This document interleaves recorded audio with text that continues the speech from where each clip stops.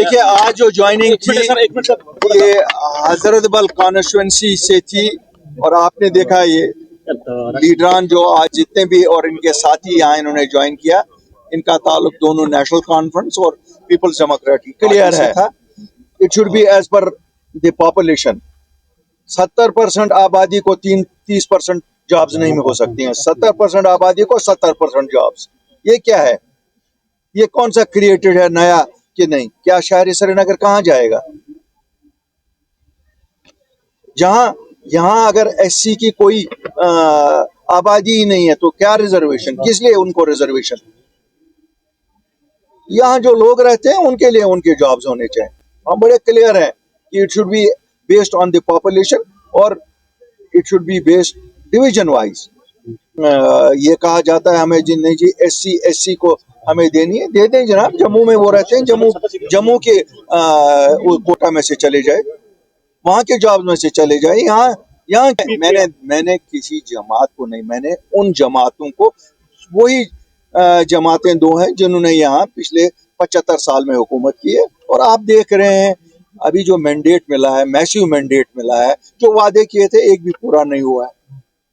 और दूसरी जमात जो थी जो चला के उनके साथ थी, तब आज वो क्या कह रही है?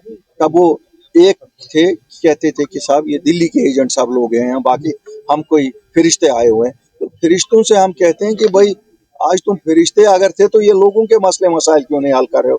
370 कहाँ है? 35A कहाँ है? स्टेटहुड कहाँ है? ये PhD जो तुम लोगों ने बनाई थी, हमारी आंखों में धूल झोंकी जम्मू कश्मीर के लोगों की आंखों में, तो इसका हिसाब दो। बनाने के लिए कितना लिया गया था? किससे लिया गया था? क्या कुछ लिया गया था? क्या PhD बनाने के लिए यही था कि इक़्तिदार एक जमात को मिलेगी? अगर यही सौदा था तो ये भी लोगों के सामने आज बोल दो। आना चाहिए ना, क्यों? हम लोगों के सामने तो सच्चाई आनी चाहिए ना। ऐसे तो नहीं है ना। हमने ना माजरा शुमारी का तो देखा हाल 75 में कि वो क्यों बनाई गई थी, वो 75 के बाद हासिल हुआ। आज अभी पूरा हाल हम ताना बाना जोड़ नहीं पा रहे हैं, तो वो ताना बाना जवाब दे देना।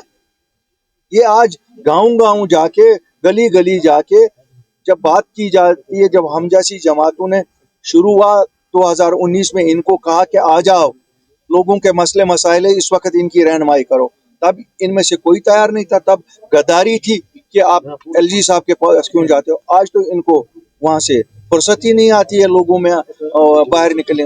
आज तो सभी जमातें वहीं बैठी होती हैं ये। और जब हम जैसे लोग जिन्होंने यहाँ की जमीनें और नौकरियां बचाई 2019 के बाद, जिन्होंने यहाँ के 3500 लोगों को राह करके लाया, जब वो अब इसको पाए तकमील तक पहुंचाते, हम स्टेटहुड की भी बात थी, हमारा मेन एजेंडा था, हमारे नौजवानों की वेरिफिकेशन, एमनेस्टी की बात थी, उनकी पासपोर्ट्स की बात थी। जब हम वो पाए तकमील तक पहुंचाते तो आप लोगों के जरिए से दिल्ली के ऐवानों ने आपकी ड्यूटी लगाई कि इनकी छवि खराब करो, इनको दिल्ली के एजेंट बोलो। भाई हमारी छवि तो आपने इलेक्शन में खराब की, चलो लोगों ने हमें वोट नहीं दिया, आपको दिया। अब ये बताओ क्या सौदा है, असल में क्या सौदा है? क्या ये नौजवानों को बंद रखना ही आपका सौदा है? क्या स्टेटहुड कभी वापस न लाने का ही सौदा आपका है? क्या आपका यही सौदा है कि यहाँ कोई कभी अमन शांति से हमारे बच्चे न जिए? क्या यही सौदा है कि हमारे बुजुर्ग रहनुमा जो जेलों में वो इसी तरह से जेलों में वहीं सफर करते रहे? जिस वक्त हम 2019 में जमात बनाई, हमने हमारे 3 ही कोर एजेंडा थे। आप जैसे साथियों ने पूछा, एक था रेस्टोरेशन ऑफ स्टेटहुड, दूसरा था protection of lands, protection of jobs. Protection of lands के लिए भी हमने ऑर्डर गवर्नमेंट ऑफ इंडिया से लाया और प्रोटेक्शन ऑफ जॉब्स के लिए भी। स्टेटहुड के लिए हम तकदव में लगे हुए थे। बीच में सियासी सौदागरों ने लोगों को वर्गलाया।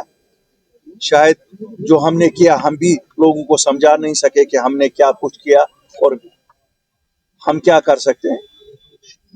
मुझे उम्मीद है कि ये जमातें अपना असर रसूख इस्तेमाल करके दिल्ली को मजबूर करेंगे स्टेटहुड के लिए। अगर ये नाकाम हो जाती है, हम तो कहते हैं हम वादा बंद हैं, हम लाएंगे, जरूर लाएंगे, इंशाल्लाह लाएंगे।